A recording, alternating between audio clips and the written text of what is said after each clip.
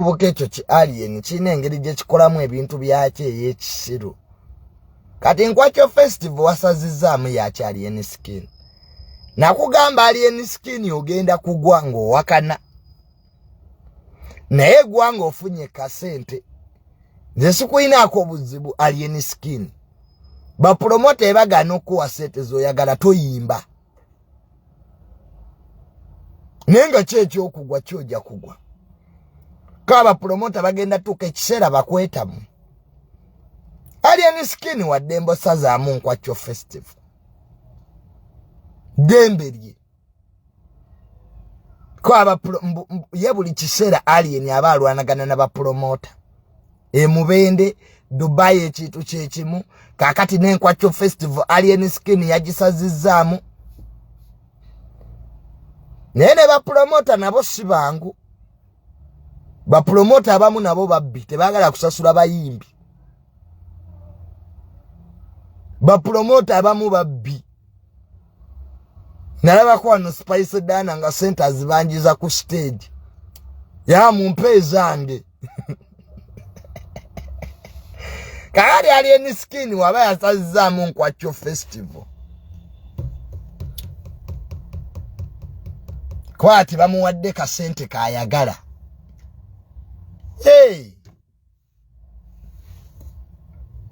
Nete kijja muyamba alien. Bapromota bajja mu isolatinga. Yetegeke.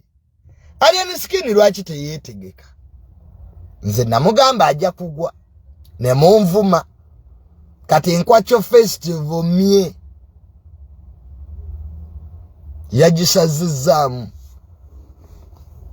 Agamalala A.Skin gayina ge gajjo muviirako obuzibu. Tosobola kukola business ng'oyina amalala. Tosobola. Nze A.Skin nagamba ojja kendeeza amalala lw'ojja okukola business. Naye agamalala sibayanze ngambye kosa tutojja kubeerayo gwamanyi. Obadde oyimbirani. Kati obadde oyimbirani. Setera A.Skin zafuna mukosa tera ziyamba ye. Kakati bw'aba abisazizaamu it's none of our business. Tebitukwatako. Nendala azisazeemu yamanyi. Bw'anaakendeeza amalala aliyimba. Bakamiliyoni tebabaddeyo babebekulu babadde tebayimba. Era nga bakolagana bulungi ne bapromota baabwe. Kakati gwe A.Skin buli kivulu buli wobayo n'ekivulu oyomba ne bapromote Dubai kyekimu emubende abantu beekuba. Bw'otaba na discipline business ekulema. Bw'obulwa discipline neka business kakulema. So bw'aba yasazizaamu Nkwakyo Festival biyamba ye. Abalala bajja yimba. Uganda ina abayimbi abasoba mu 10. Goroza yasoose. Wama tugende tuwagire Kirevajje leero gyali Kirevajje tugende tumuwagire. Kirevajje leero gyali ndongo ku ndongo lukoba ku lukoba. So temwerabire eddogo lyafuluka. Enkuba ebadde eyagala kutonnya. Ndongo ku ndongo tudda wa Kirevajje. Abaloga Kirevajje tetajja kuyimba twagala tubaswazi. So leero tugwere wa Kirevajje lunaku lwa 5 omusana gwaka. Tugende tumuwagire Kireva. Na tukuba omuziki. Kirevajje bali bamuloga. Bannange. Era enkuba ebadde eyagala kutonnya banne eddogo muntu nga yakuloga. Ne Kirevajje bali bamuloga musajja wattu. Sajja yali akuba yiti n'amaliriza nga akuba matafali. Era twebaza nnyo promota Bajjo. Bajjo webalesebo okutegeka Kirevajje era abantu bagenda kujja. Tuzze kuswaza abaloga Kirevajje. Leero olunaku lwe twagala tubaswaze. Tubalage nti eddogo lyafuluka. N'olwokubadde mbadde musindise enkuba etonnye. Abantu bagenda kulaba Kirevajje. Abantu bajja kulaga Kirevajje omukwano. Ne omuntu eyali ayimba banne Kirevajje yayina ennyimba. ne bamuloga n'agweddalu. So tetuyinza butawagira Kirevajje, tetusobola butamuwagira. So ffenna tugende ewa Kirevajje olwaleero tumwagazise Kajanja. Ekirungi n'Enkwakyo Festival nayo tekyaliyo. Nkwakyo ki Festival tekyaliyo. Nkwakyo Festival. So wadde eddogo lyafuluka abaali baloze no manyi industry eyo beeroga. Industry y'abayimbi ejjudde eddogo. A.Skin alabika eddalu limweyongedde. A.Skin yavuddeyo n'agamba nti ayagala kwetta. Wette. A.Skin wette. Bona ava mu byekisiru oliyimba A.Skin. Toyina nnyimba A.Skin. Oli mu byakisiru byereere kati tukolere ki? Ne A.Skin olabika wagwa eddalu. You are not acting normal. Kati ebyo byonna bye wabadde oyogera ku Prince Omani wabadde oyogera byaki? Mbo njagala kwetta genda wette. Otumalaako mirembe naawe kasasiro. Kati gwe A.Skin mbu wewetta mbu tuyinza okukaaba. Weeyise radio. Toyina nnyimba wadde olumu lwe tumanyi. Kati tukaabe tutya tunaakuba ziriwanga tukujjukira Grace. Nze A.Skin nagava mu byekisiro ddeyo oyimbe. Oba oli depressed genda mu lihabu totwasamira. Mbasibaya ngenda kwetta. Oludda nawo A.Skin. Osobola leero okufuna omuguwa n'ogweyimbamu ne wetta. Kati tukole tutya olwo? Omanyi waliwo omuntu nga actinga mad. Ng'omuntu ali awo naye nga yagwa eddalu. A.Skin, you are not acting normal. Olaika olina ekikyamu ekikuliko. Okwata otya omwana w'omuto n'omussa mu search nonsense. Kati bye wabadde otunyumiza kono simanya Prince Nankadi. Ono naye Prince Oma simanya Prince Oma naye talina nnyimba. Kitaawe ataddemu ssente empitirivu ekyana kaliya yakirema. Byebyo ebizibu by'abagazadde abagagga bagenda ne baagala bagule talenti tegulwa. Kati taata woyo Prince Oma lwaki sibanya Oma lwaki tamuzimbira ebizimbe n'abeera eyo. Ne muguze omwana talenti mugiguze nursing. Kati A.Skin ne Prince Oma balina luyimba ki? Really musically they are all failures musically. Bonna tebalina career kati beegasse. Era mwalyoka ne mwezaalamu omwana. Kati ono A.Skin mbu njagala kwetta genda wette. Tumalaako mirembe. Tulina ebizibu bingi gwe A.Skin. Ffe lwakusirika naye tulina ebizibu bingi. Era oba oli eyongoloza nti tuli mu byakisiru byebyo. Siba omwana wa kididi. Kati gwe lukididi kyekyali kikuleesa osookoga nti omwana wa A.Skin wuwo. Gomanyi gwe nga wekiruma gwe ngo oli eyo nga bagamba taatawo ye kididi. Kididi yenna atunanga emmindi. Nalo olwereetamu omwana wange omwana wa A.Skin omwana A.Skin Grace Kidomola demo studio kuba ennyimba. Okay, A.Skin, we have had enough of your nonsense. It's no longer funny by the way. Fete tusaasira mwana wo. Kwa that kid. Oyo mwana muto nnyo okubeera mu search drama. Muto bantu bakula munene bafuna emirimu gy'obuvunaanyizibwa. Kati nga bakugirayo mbu taata wo yakwesibako yali kididi. Kaka waliwo waliwo ebintu byetunya mu ggwanga ni olwo lukididi olwayo ndi Masaka nzina ate bapisa enzina Entebbe. Really waliwo Grace Can yetagatwala mu rehab. That woman is not okay. Either she's depressed,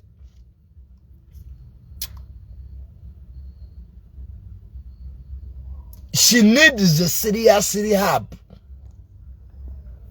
Kwa sirabanga ko muzadde akera ku machalu yale nayogera ebintu ebiri sensitive mawulire ku mwana we. Abantu bayina abaana newo mali ubi tutogera mu media. How can you find really omuntu discuss atenga omwana na moto? Is a minor. Omwana atanaweza myaka 18 ne baba mutadde mawulire bamubikako. Because bayina races abwenga abantu. So Grace Can, she's not normal. Ate Grace Can abantu bagudde ddalunga tulaba bwe tutyo. Omuntu atatikiza polapolo gwe ddalunga we muli mulaba. Muli awo muoza ye ningo omuntu agwe ddalu slowly by slowly. Nze nasoma psychology. Endwadde z'omutwe omuntu abeerawo nga alya naye nga yagwe ddalu. Munengo omutwe tegukola naye nga ayambala. Era nga abalalu be basinga okunyirira. People who are mentally sick bambala na bulungi. Nenga waya tezigatta. Kakati Grace Can mu muyambe. Those who can help her. Mufune rehab eri okumpi. Agenda afune West. Kabyayogera tebikwatagana. The dots don't add up. Baka sura omuntu nga ayogera ebintu nga tebikwatagana. Think twice.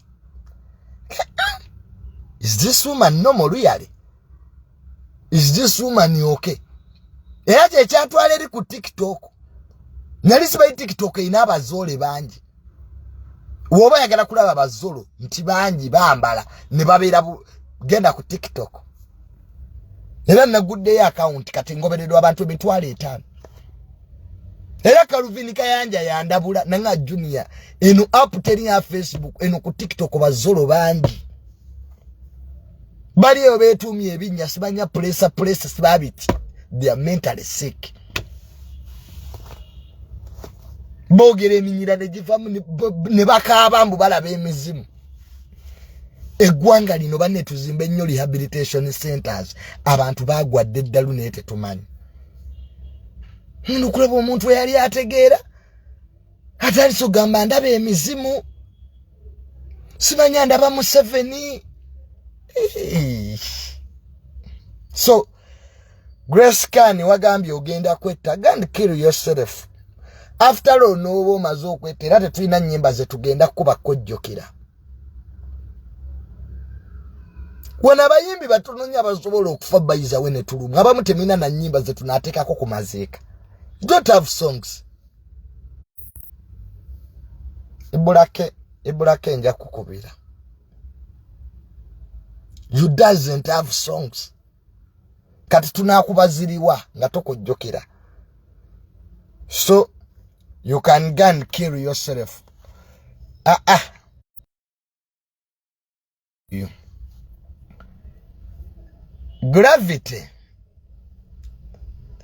Bangambye sebo okuba abantu gravity omutujju. Wakuba wano Frank Antambi. Gravity ekubo ly'okutona alisobola. Eryokuba abantu. Bukuba abakwogeddeko. Ffenna tulikwata eri ekkubo tulabe. Ani anasooka okutta munne mu ssaawa 24. N'omulambo taguwa beewaabwe. Mumulekerawo okusinikira ebinnyo ku bantu. Bw'oba omuntu ayogedde ebitakusanyusiza genda mu kooti. Gravity olina history ey'okkuba abantu. Wano twakulaba okuba DJ. Abayimbi abamu muyina history okulooza ati muli baakabi. Naye nga temuyina kye muli. Gravity, that should be the very last time you are doing it. Era wawonye bwonyi nga Frank Antambi yakusonyiye. Nalagira bannamateeka be. That should be the last time. Ng'otwalira amateeka mu ngalo. Gravity si gwategeere nnyo. Tuli awo otegeera nnyo. Mama nyini abayimbi mukwata ebintu bya family zammwe ne mubiteeka ku media. Ne mweswaza. Kati nga A.Skin kyali mukola. Fe bannamawulire ne tujja ne tubikubaganyako ebirowoozo. Ate n'otusanga n'otugati nti ojja kutukuba. Gwe President Museveni yagamba. N'okunsongamu obusonzo olugalo. Okuntiisatiisa. President Museveni yagamba tokkirizibwa kuntiisatiisa. Wadde Gravity okunsongamu olugalo bw'oti. Nze Gravity nkwagala nnyo. Nize sikiriziganya na muyimbi atayina mpisa. You go to courts of law. File a case. How can you be a celebrity and you remain private? Nze Junior nga banvuma. President Museveni nga bamuvumi. Do we lose sleep? We are public commodities. Nze Junior, I gave my life to the society. Haza isinga ndi munnimiro. Olabyeko abalima be bavuma. Mwe nyini mwagala okubeera baserebu. Ne mujja muleeta ebintu byammwe mawulire. Ate nomara n'okuba abakwogeddeko. That game is dangerous. Very dangerous. Nze ndaba nnyo wano abantiisatiisa. Sa Junior ono gendo bigambe nnyoko ng'ani atasobya. Ono tasobya. Lwaki tobigamba nnyoko ebyokusobya n'obutasobya? Gwe mulamuzi, are you the magistrate? Nemwe banaku mwe mwewadde eddembe bayizawe. Ekyo si okunuma mu ggwanga lino abatalina buyinza be baagala boolesa obuyinza. Kati Gravity okuba n'amaanyi ogajjawo agakuba omuntu Gravity. Really. Look at yourself Gravity. Oli ku kisa ky'Abannayuganda. Gravity tubaagadde nga temulina na makulu. Tulina makulu. Nene tukwagala Gravity ne tukuwagira. Lwaki okuba abantu? Lwaki mwagala mugaye nti abantu babi? Mbwera Abannayuganda babi, Abannayuganda tebasiima. Muyimbi ki wano obugagga bwonna bwe mutuddeko sente z'Abannayuganda. Ne twerekereza ne tujja mu concert ne tubalaba nga bwe tugenda okulaba Kereva gye. N'otwalira amateeka mu ngalo. Nze mpulira nti nange mwagala kunkuba. I'm here. Come and beat me, okay? Come. And I teach you a lesson. Nze sina buzibu na muntu anvuma. Era bantu bajaddala. Junior, ono mana pressure ali mu compromotinga ku TikTok. Mumuleke. My account on TikTok ekuze. Era njagala nnyo asigale nga anvuma. Kazi social media anjimanyi. Nali sina account ku TikTok naguddewo. Account kati nofuna ya anvuma. Abantu bajje. Kati abantu bali bamanyi ndi ku TikTok. Leave the boy to abuse me. Nera nsagala muntu ampaana. Njagala bivumo. Buli abantu we bakuvuma oba oyina ekyamaanyi kyokola. Waliwo omusiru gwe bawa obudde. Is there any stupid person they give time? So, it's really regrettable that the act of violence, we condemn them.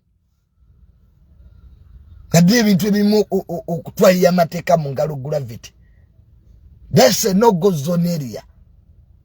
And tetujja kutulana tukutunuulire. Mayinza Junior njogera bitono. I talk small kwa ebintu byemanyi bingi. Setunu y'omuntu ne manyi ono. Era nagamba ali A.Skin. Ne mugamba ebyokoze simanyi ebyo ezeggaali n'abijjawo. Busimanyi ayina eggaali, simanyi ayina ne mugaali A.Skin. If you want to test power, sigala ng'oyina ebyo ebigaali byammwe bye ebyekisiru. Bye mutambula nabo abo abavubuka abataasoma. Why do you walk with a crowd? yabijjawo immediately. Nze njogera bitono. Because I always know where the end game is. I talk small. So indiscipline is never acceptable. No kuba omuntu ngomukuba oti. Nga president Museveni yakatokirizibwa wadde okutusongamu olugalo. Why do you beat up people? Why don't you go to court? Kati gravity alopechi. Character ya just assassinating and because defamation, you are defamed before well-thinking members of society. Toyinza okubanga nga gwe gravity atolopa defamation. Wakuba akubadda mukazi wo. Everybody knows. No kuba DJ. Fenanga tulaba. Kati ogendo tya mu court gravity. Can you win that case? Unless you don't have sober lawyers. Abantu abamu temukyayina kye mutaasa. Character zammwe mwazoonona dda. Oli malaya. Obeera mu bwenzi. Wakakyusa abasajja 7. Mboyagala kooti ekuyambe. Mbweze ekitiibwa. Which respect do you have? Ngeteeka ligamba you are defamed before well-thinking members of society. Gwe kenyini weekolako dda character assassination. Abayimbi abamu muli Nkwakyo, muli amayirungi. Ensi yonna eraba oli awo weegayo olinga mbuzi. Munawe yiwe superstar. Mutuleke nammwe kutumanyira. Hamusiba mu maloogi. Muzadde abaana mu bakazi. Tomanyi abaana olina bangi n'abaana abeerabira. Oza integrity. Mwasoma mmwe. Era eggwanga baize Uganda terina culture ya kusiba abantu. People don't know how to sue. Name America set single okukolebwa suing people. Mu America olina guy you black. Omujjamu sente. Racism. Ati abantu baffe tebamanyi kulopa mu makooti. Nyende ku international malirize. Awane yambuzizza ekibuuzo. Ekyamazima ddala yo Naija bagenda kugirumba. Nigeria emaze okuteeka amagye gaayo ku border. Jukira mu Naija waliyo ku Nigeria n'amawanga ga ECOWAS. Jukira ECOWAS erimu amawanga 15. Amawanga 15. Asatu gabivuddemu. Burkina Faso, Mali goga wagira Naija. ECOWAS egenda kulumba Naija. Ejjeko government eyawamba obuyinza eyabannamagye. Era wenjogerera kati Nigeria emaze okuteeka amagye gaayo ku border. Jokera Nigeria esalagana ensalo ne Naija. Abatunulizi b'ensonga bambuuzizza ne Junior. Kuzo nezibadde mu West Africa. Lwaki ku luno Nigeria enyiize nnyo? Amawanga agasinzo nnyiiga. Buchanga government ya Naija ejjibwako Nigeria ne France. Ati nsooke bannyonnyola ani ku bombi. Okay, kansooke France. Nzize ngamba Naija eyina uranium. Uranium ye mineral eyeetaagibwa okwasa amasannyalaze ga nuclear. Era yeeyambisibwa okukola ebyokulwanyisa bya nuclear. Ne mu space industry okutwala ebizungirizi. Uranium yeetaagisa. Uranium ono ba superpower bonna bamwagala. China, Russia, America. Tezisobola kubeerawo nga uranium taliiwo. Era amawanga agayina uranium mwe muli eggwanga lya Congo tegatereera. Kakati 80% oba 60% uranium owe Naija abadde agenda France. Nga Bufalansa ye mutwala. Kakati bano abayekera bano abannamagye abawamba gavumenti ya Naija tebasooka okukola kulemesa export ebirombe byonna okuddamu fulumya miniro. France obo gitadde mu kiseera kizibu. Kubanga amasanyalaze agaasa Bufalansa uranium nemwetaaga.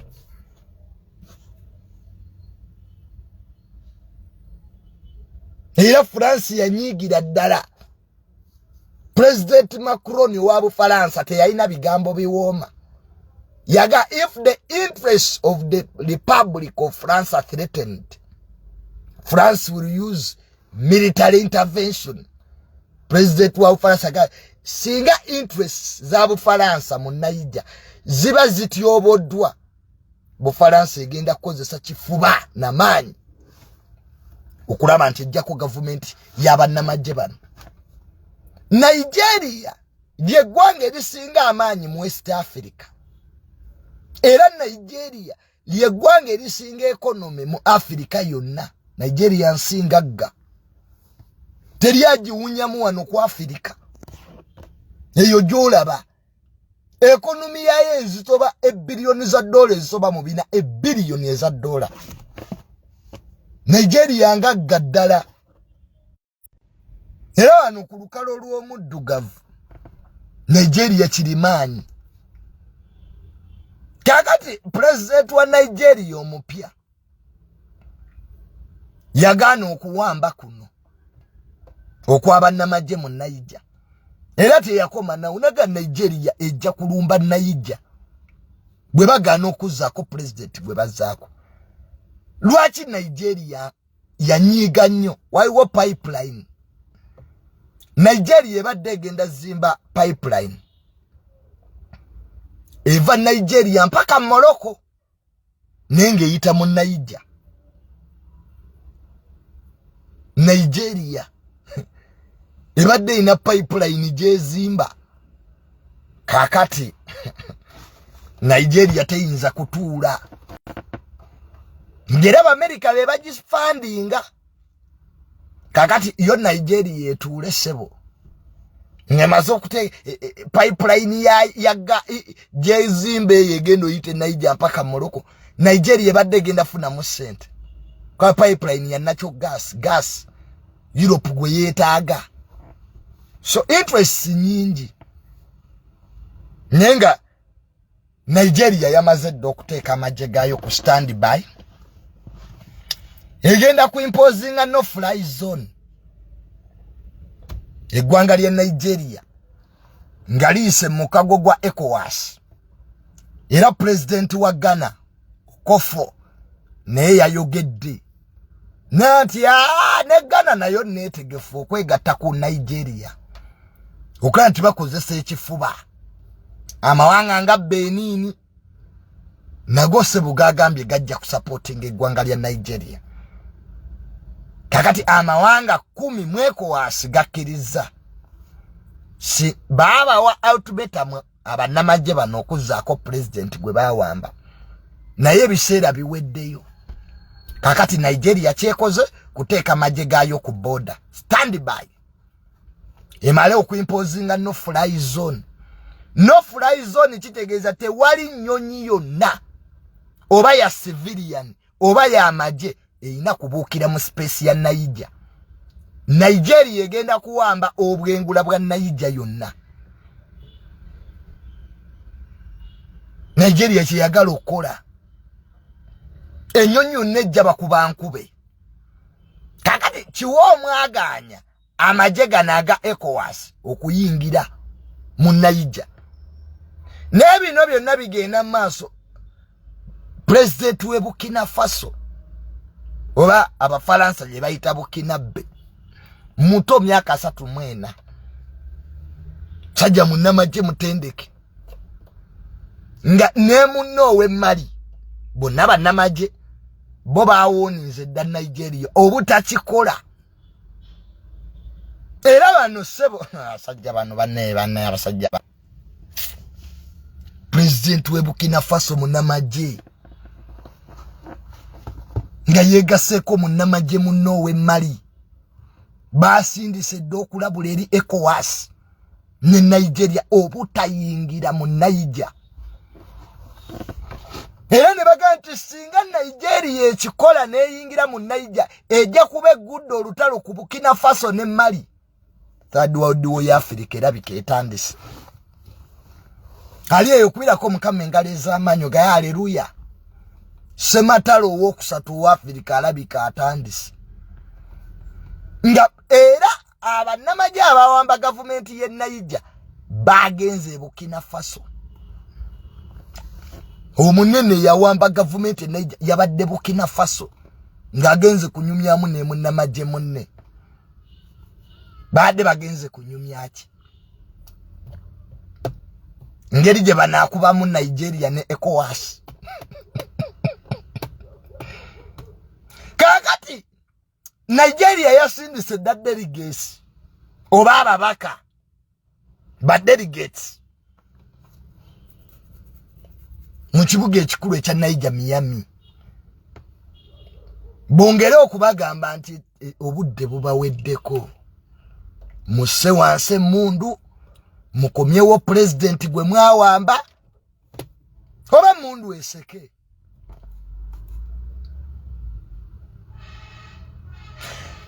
Bufaransa oba France yekwese mu ECOWAS. Era abantu baga nti ECOWAS ne bwogiraba amaanyi nolaba nti president wa Nigeria ayogeza amaanyi lwa France.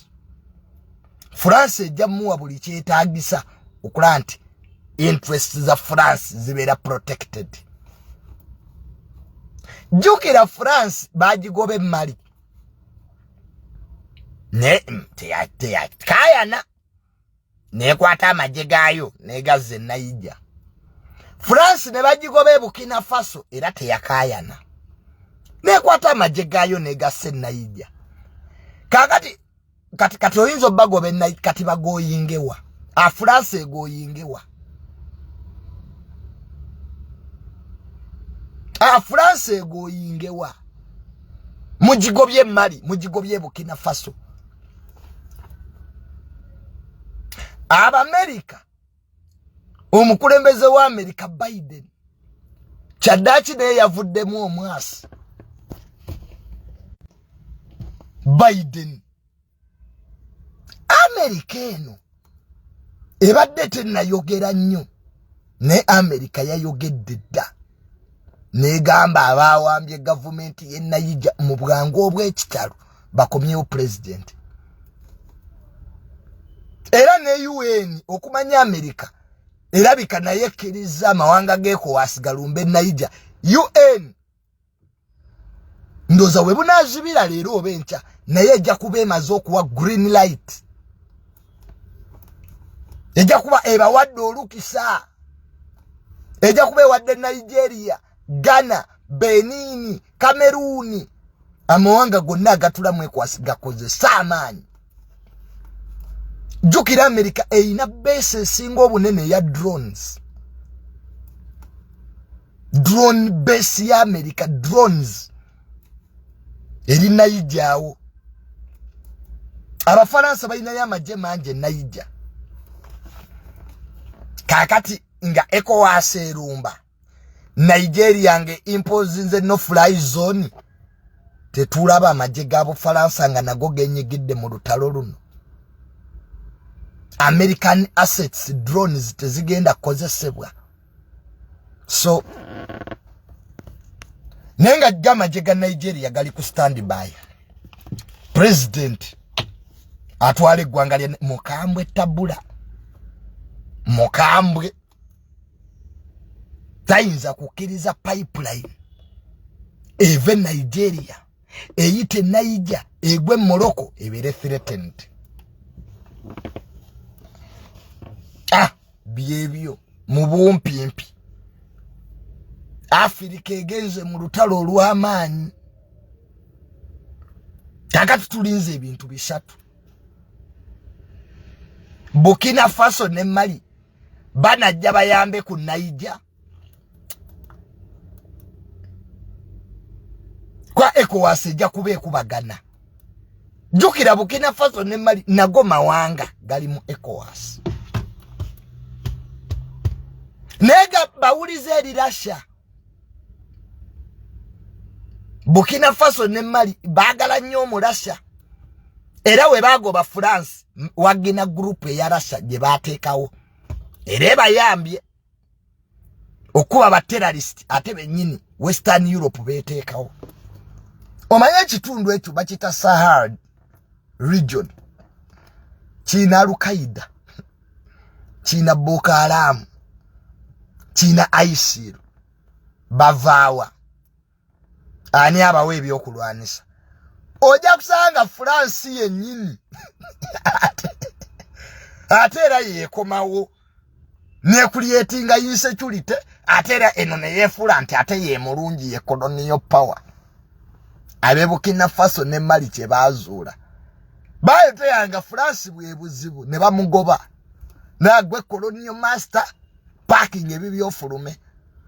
Tukitegedde ti bano betulwanisa ate yeggwe. Ate era naye wodde era naawe otulimu. So byebyo. Akati awo omuntu wambuliza Junior Nigeria nakisobola. Nigeria nsi ya amaanyi. Naye ine ekizibu ekyo. To declare war. President amala genda mu parliament. Kyokka Nigeria eri mu kulwana bangi nnyo mu Nigeria bavuddeyo ne bagamba Nigeria tejja sobola. Eri mu kulwana lutalo na Boko Haram. Kakati Nigeria egenda kuba egamu ku mawanga agagenda okulwana entalo 2 omulundi gumu. That's how powerful it is. Nigeria has to fight 2 wars at the same time. Bali mu lutalo ne Boko Haram. Boko Haram teseka. Va mu bino ebyaffe bye tuzannyamu ne ADF. Eri Boko Haram byokulwanisa bayina oba ani abibawa simanyi. Ekuba. Kati Nigeria bagaba nange. Already tuli mu lutalo olwatu ba terrorist. Kati atu tutwale Nigeria tulumbe ensi endala bye bagamba president waabwe. Ne president yakoze da stand. Abayekera bayina okutagavu. Abo bannamagye bayina okuza president basaaga. Era n'owagana yamuwagidde dda okofo. Akoze speech president wa Ghana. Na democracy should be respected. Joli bo bali democratic. Aba Nigeria abamba buziza president wabwe ne lwaki tokola ku bizibu bya Nigeria. Okusinga okweteeka mu bizibu bya mawanga amalala. Tannabaanukula. Tannabaanukula. Ba Nigeria abamu bage negwe president waffe lwaki tova mu bintu bya mawanga amalala. Nigeria ine ebizibu ebyaffe bitumala. Mbona yete bakiriza ngeri gye yawangula. Ba Nigeria bennyini be babadde babyogera. Anyimba goberera nnyo. Ba analyst ba Nigeria. Kaka tugenda kulwana tutya entalo 2 omulundi gumu. Byebyo. Nigeria amagye gayo gali ku stand by esawa yonna gagenda kuyingira Niger. Imposing no fly zone. Nga France muri mabega. Africa twesabire. Kakati awo wennyini era ku international politics wabadde wero olutalo olw'amaanyi. Olw'ebigambo wakati wa General wa Sudan ne president wa Kenya William Samuel Ruto. Aba Sudani banyivu eri Kenya batya General wa Sudani atula ku lukiiko olw'okunteko yavaayo n'ayogera ebigambo ebyewuunyisa ensi ng'alumiriza eggwanga lya Kenya okuba lisupportinga General Dagala akulembera Rapid Support Forces. Era mbu alleged and president we Kenya ne General Dagala mbu bamukwano. Jukira Kenya yekulira enteeseganya ez'okuzza emirembe mu ggwanga lya Sudan. naye abasudani bagamba mbu William Samuel Ruto ayina oludda awagira Rapid Support Forces. Era William Samuel Ruto yali aleese ekirowoozo mbu amawanga ga IGAD mbu nago gayungula amagye mu Sudan. Nga ECOWAS kyeyagala okukola e Niger. Mbu saba amawanga ga IGAD mbu gayungula amagye mu Sudan. Bino ebyagwa matu ga Jeno wa Sudan yayogera ebigambo naga wallahi ya Mungu mulinye wano teri ajja kuddayo nga mulamu. Nagamba president we Kenya William Samuel Ruto nti abali baleke abayigadi tobaleeta twagala gwe Kenya weba nsajja eyungula amagye tulabe. Nalayira n'okulaba naga wallahi nobody will go back alive. Akati bino nabyo ebyagwa matu gaba na Kenya nga Jeno wa Sudan abatiisa avulunze gwanga ne wabawo MP mu gwanga lya Kenya naye yamwanukula. MP mu gwanga lya Kenya naye nayanukula Jeno wa Sudan namgato tutiisa musajja gwe. Kenya gwanga lya mirembe naye unafa otugula so lutalo lwa bigambo. Sewo of words. Bibye biri ku Afrika. President 7 wabagamba mbuba Bob Wine tebasobola fuga nga muwakana. Kati bino Bob Wine anabikola atya owe mudidi. Muleke ba President 7 abategeera international politics batu bagira bakyatufuga. Nekati Bob Wine ruyalo omulete muzino conversation golabawo wajiramu. Namwe kwagala kuonoona bintu. Kati zino conversation Bob Wine oyinza zimuletamu. Soja tamaina kigambo fiko police. I'm more informed than Bob Wine. Kati bino byonna byenkunyumiza Bob Wine omulabawa. Aina kuba magere mu bigere nga yebase. Swa president yaddako. Bino Bob Wine tabisobola. Say politics. Abantu bobi bagamba nga munyiga. Junior yogera bubi.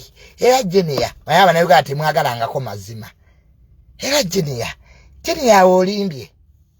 Mu byenjogedde gulabako Bob Wine wajira wano. Abantu muleke President 7 yagira akyatufuga. Amawanga gonna aga Afrika gago gaggwawo. Sudan eri mu lutalo, Libya yagwa, West Africa kati bagenze kulwanagana.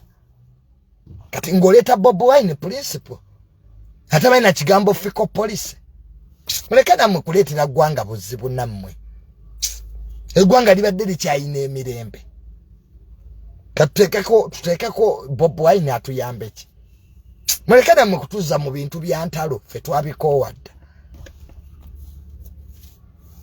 Nekati ono geopolitics gwenjogerako Bob Wine omulabamu. Muleke azanye filimu ze. Mbusimanyi Eddi Mutwe yabeere vice president. Mbusimanyi Nobiani yabeere chief justice. Mbusauda Madada nga ye prime minister. Mwe baize bintu ebyekisiru. Anega amwandi vidde bintu ebyekisiru mbusimanyi struggle. Manye ekisegwanga lina basiru mweyongedde. The intellectuals are now few. Idiots are many. Waya basiru mwe mulindemu. Nedda. Fe twagala change ki. Esi Africa yo neri muntale tabangusi. Because of imperialism. Bali magere mu bigere bali ya byanyanja. Bunawo bagala baba president. Kati afuga ati ya Bob Wine. Afugani really. Nawe mutunuli Bob Wine is a total joke. Nobody takes him serious. Mubakulembeze ba Afrika teri atwala Bob Wine serious. Mbulirayo gye yali akyadde ne bamwaniriza. Okay, wadde okumuwa guard of honor ya local defense mu Tanzania. Kale tuve ku majega na agaddala nti Bobi Wine akyadde Tanzania bamutereddewo ku ka guard of honor. Oba kale red carpet tujikaye bamutereddewo obudeya. Teri gwanga lya Africa zona kuterawo Bobi Wine kadeya mbwe alinyeko. Kati oyabaira atya president. Baganda be batwala Bobi Wine serious. Kwa Baganda tulina ekizibu kimuntu ayanye ebyekisiru. The Bagandas, we have one problem. Twacha amazima twagala nnyo ebyekisiru. Tubeera walumbuye. Museveni yavuddemu olubuto. Simanya Museveni yafa kati tikya family yafuga. That's a typical Muganda. It's always comedy for them. Nange ndi Muganda. That's the truth. Abaganda tulinga bachukuyu. We have voluntarily put ourselves into opposition. Kwagala kwaffe kubanga tuli mu opposition. Muganda wa wanu ng'ayagala ebyekisiru. Babeera walumbuye. Mu mama Fina yafuuka kapa. N'agenda aloge Bobi Wine. That's a typical Muganda. Wala babuloga bonna si Baganda. Mbulirayo bulogo omunyankole. Mbulirayo bulogo omunyankole. Olowoozi ku social media zibeeramu Omuganda. Isn't this the truth? Mwanze nabaganja bagamba mazima. Buli olaba abewemula ku social media wayina okubeera wo Muganda.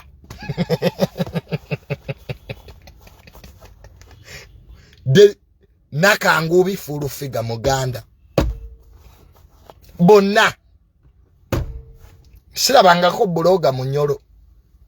I've never seen a blogger who is a muhima. Of the Central Region. Here we are. Region yesingo kuba n'abagezi. Region yesingo kuba n'abasawo. Ye region yesingo kuba n'abategeera. Teina president. Kati ekyo kinyonyolo otya. Comedy. Comedy. Bwe tunagwamu comedy ne tudda mu byamagezi. We shall get power. We shall get power. Era buloga gwolaba. Ngava mu Western Uganda oyo. Eiza bamwenda bwenzi oba mixed blood. Onzo kusanga tata munyankole nenga mama Muganda. Byabuwemu Abaganda twagala ebyobuwemu. Byonna ebimansulo basenga abawemula wano Baganda. Olo senga simanya bakojja tuka ku ntikko tewasika kyalire ensiko. That's our speciality. Awo mukusika awo. So tewasika kyalire ensiko. Omuganda n'okutuuka ku ntikko bane. Kumala. Tonna mala. Omala otya. Banna. Byabuwemu. Byabuwemu. That's our speciality. Ngule. Mu Olympics ne baba bateekayo emidaali gy'obuwemu. Central Uganda yegitwala. Awo wote muvuganyizibwa. Nebyakola sente. Temubyagala. So naye nga twesabire ng'eggwanga. Ssaabasajja Kabaka yakoze enkyukakyuka mu gavumenti ye. Katikkiro n'amulekawo. Male n'okunwamu. His Royal Highness the Kabaka of Buganda made changes mu gavumenti ye. Kati lumbuye lumbuye kino kikulekawa. Nalabyekaawo Katikkiro bamuwadde ettaamu endala. JF Mpanga ye Minister wa Lands mu Buganda. Ekirungi kyokka Ssaabasajja kye yakoze kwe kukyusa mu Buganda Land Board. Abafera abo ababbi na kitongole ekyo kijjudde abafere Buganda Land Board oli omwaji kaaba Ssaabasajja Kabaka yawulira omulanga gwange abantu tebakoye bwa Kabaka ne bakoye ogutongole ogwo ne batigomya Abaganda ne bagoba abantu ku ttaka ne bakozesa erinnya lya Kabaka bubi Kabaka yagala ettaka lye ate likulika abantu kati baddewa Government tekiririza kugoba musenze oba wa kibanja ku ttaka genda mu government bakukompensating okubeera n'ekyapa tekikuwa maanyi kugoba babibanja kuno mu Uganda tulina ekizibu ow'ekibanja ayina obwannannyini n'ow'ekyapa ayina eryoka etteeka we lyakolera ensobi wosoma constitution ow'ekibanja is a bona fide occupant protected by Article 237 of the Constitution kakati omugoba kotya kwaze nina ekyapa okay you have a title it is true ina ekyapa era tetukiwakanya naye ono ow'ekibanja naye ayina Constitution ye mukuuma kakati tubakirize mbagobeko baddewa so government ekiriza goba abantu President 7 ogoba abantu ku ttaka ya kikomya ne evictions aba Buganda Land Board obibagamba atudde Ssaabasajja Mukama but you can't run a country on blackmail you can't it is there obagamba badete mugoba Baganda ku ttaka ne Ssaabasajja Kabaka aba yakozeemu enkyukakyuka mu Buganda Land Board tuzikubira engalo ketusuubire nti banaategeera they will understand that the population ekuze people have nowhere to go kati obagoba kuttaka abamu balinawo n'amalaalo abantu balinako ebibanja byabwe balinako amalaalo balinako amayumba gaabwe kati obagoba baddewa Sirili abusad President 7 alina omulimu omunene era nze abantu bensinga okuwa ekitiibwa mu ggwanga lino baminisita b'ebyettaka land n'okulya bano babagobye bali babagobye babibanja balinako amalaalo balinako ennyumba zaabwe balinako emmere yaabwe ne bagitema ensi tesobola kgenda bwetyo kati Minisita Dr. Sam Mayanja akola ebituufu ate gwe baga nti akola bikyamu kati President 7 yakyalina omulimu omunene ku by'ettaka in fact ettaka lyonna lyandidde government ng'ensi zonna bwe zikikola land belongs to the state naye Uganda ze zimu ku mawanga amatini where land belongs to the people ettaka lyandizzeeyo eri government ne tuva mu confusion eno gye tulimu nosanga omuntu alina square miles meka byalo bituddeko bantu abazzukulu ne batunda naffe tusazeewo tutunda abantu bano era ekyapa kiikino tekisoboka genda bwekityo ensi ejja kudda mwanake ebyo obyogerako ng'olwanirira ab'ebibanja tebagobwa ebyo tebaagala biwulira awo ofuuka mubi awo oba olidde mu Buganda olukwe awo gwe byogere abyogere mbw abantu tebagobwa ku ttaka ebyo tebabyagala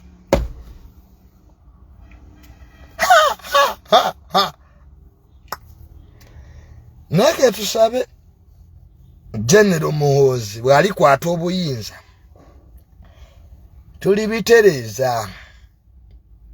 tulibitereza nga General Muhoozi akutte power